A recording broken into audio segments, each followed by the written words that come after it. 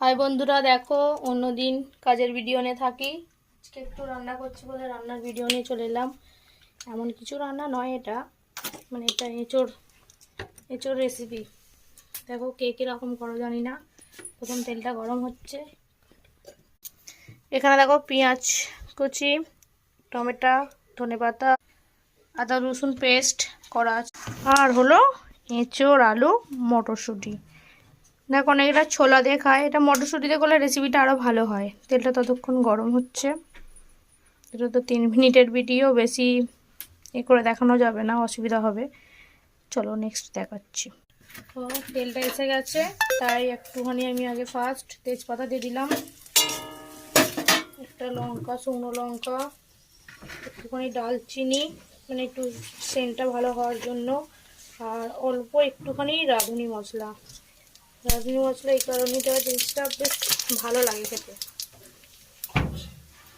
এবার দেবো পেঁয়াজটা, ভেজে নেবো ফার্স্ট।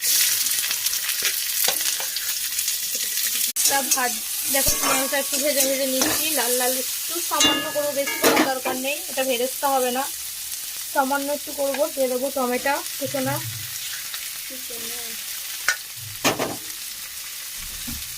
একটু লবণ দেবো যাতে টমেটোটা সিদ্ধ হয়ে যায়, সামথিং অল্প পরিমাণের মতো। দেখো অনেকটা ভাজা ভাজা হয়ে গেছে, বেশি ভাজার দরকার নেই। এবার দিয়ে দেবো আদা রসুন পেস্টটা।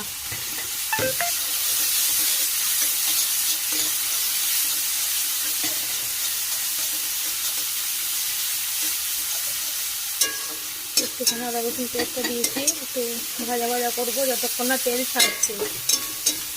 দেখো বন্ধুরা, একটু হলুদ দেবো পরিমাণ মতো, একটু যে যেমন ঝাল খেতে পছন্দ করো তোমরা, আমাদের একটু ঝাল চড়াটাই ভালোবাসে।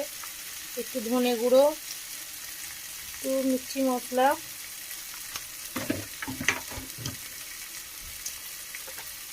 আর একটু সামথিং জিরে। এতে আছে জিরে, গোলমরিচ, আর তোমার দালচিনি, এলাচ, এটা একটা পেস্ট করা আছে একবারে।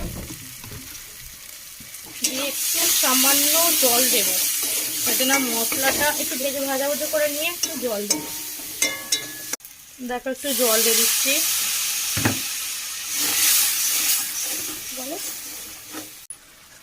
দেখো তেল ছেড়ে গেছে, ওই জন্য এঁচোড়টা আর আলুটা দিয়ে দিচ্ছি।